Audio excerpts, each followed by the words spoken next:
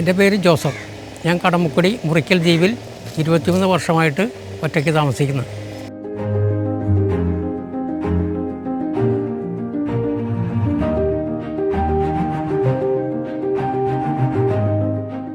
മുറിക്കൽ ദ്വീപ് എന്ന് പറയുന്നത് 1.5 ഏക്കർ പറമ്പായിട്ടുള്ളൂ. ബാക്കി മുഴുവനും പാടങ്ങളാണ്. എൻ്റെ ഈ മുന്നിൽ കാണുന്ന പുഴ പണ്ട് എൻ്റെ അപ്പനപ്പന്മാരായിട്ടുള്ള കാലത്ത് ഇതൊരു ചെറിയൊരു കൈത്തോടാണെന്ന് പറഞ്ഞത്. ആ കൈത്തോടിൽ കൂടി വെള്ളം ഒഴുകി ഓരോ കൊല്ലം മലവെള്ളം വരുമ്പോൾ അതിൽ കൂടി വെള്ളം കുത്തി ഒലിച്ച് അങ്ങനെ കര ഇടിഞ്ഞിടിഞ്ഞ് ആണ് ഇത്രയും വലിയൊരു പുഴയായി മാറിയത്. അങ്ങനെ ദ്വീപ് ചെറുതാകുകയും ചെയ്ത് പുഴ വലുതാകുകയും ചെയ്തു.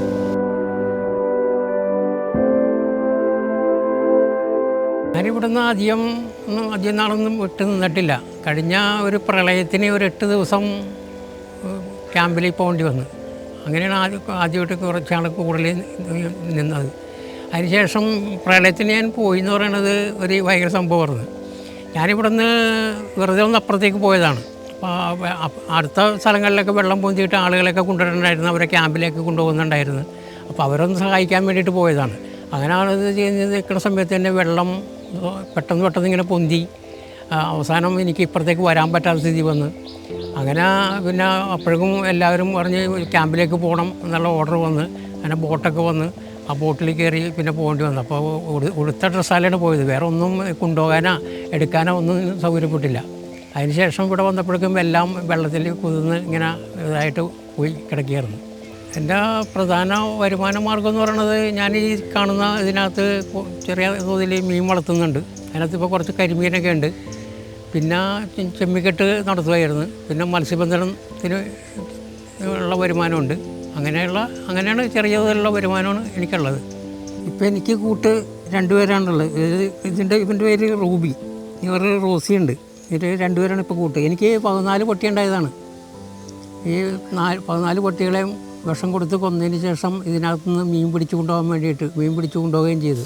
അതിനുശേഷം ഇവർ 2 പേര് മാത്രമേ ഉള്ളൂ എനിക്കിപ്പോൾ.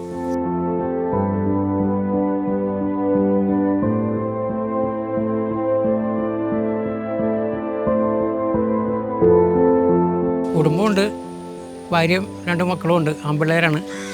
അവർ ഇടയ്ക്ക് കാര്യങ്ങളൊക്കെ ഒന്ന് അന്വേഷിച്ച് പോകാറുണ്ട്. എന്നെ ഇവിടെ പിടിച്ചു നിർത്തണമെന്ന് വെച്ചിട്ടുണ്ടെങ്കിൽ ഇത് അപ്പനപ്പൂപ്പന്മാരായിട്ടുള്ള സ്ഥലമാണ്. അത് ഞാനും കൂടി ഇവിടുന്ന് പോയി കഴിഞ്ഞിട്ടുണ്ടെങ്കിൽ ഇത് അന്യാധീനപ്പെട്ട് പോകുമല്ലെന്നുള്ള ഒരു ചിന്ത കൊണ്ടാണ് പോകാതിരിക്കുന്നത്.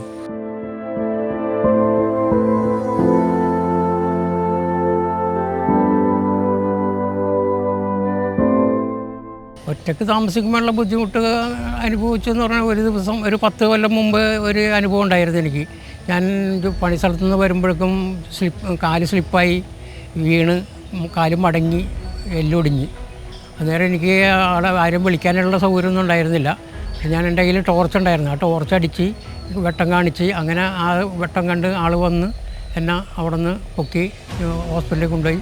കുറച്ച് പിന്നെ പ്ലാസ്റ്ററൊക്കെ ഇടേണ്ടി വന്ന് കുറച്ചാളങ്ങനെ കിടക്കേണ്ടി വന്നു.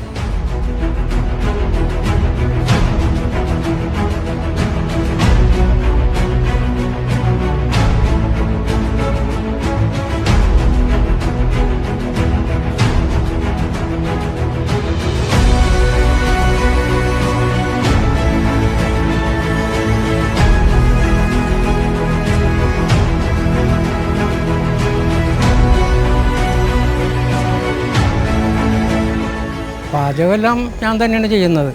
അത്യാവശ്യം ഒക്കെ ചെയ്യാനുള്ള ഇതെല്ലാം എനിക്കറിയാം.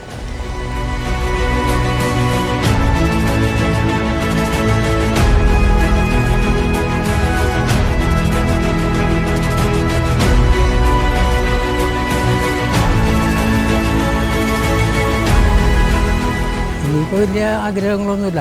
അത്യാവശ്യം ഭക്ഷണമെല്ലാം ഇവിടെ തന്നെ പാചകം ചെയ്ത് കഴിച്ച് ഇനിയുള്ള കാലം ഇവിടെ തന്നെ അങ്ങനെ കഴിഞ്ഞ് കൂടണമെന്നുള്ള ആഗ്രഹം മാത്രമേ ഉള്ളൂ.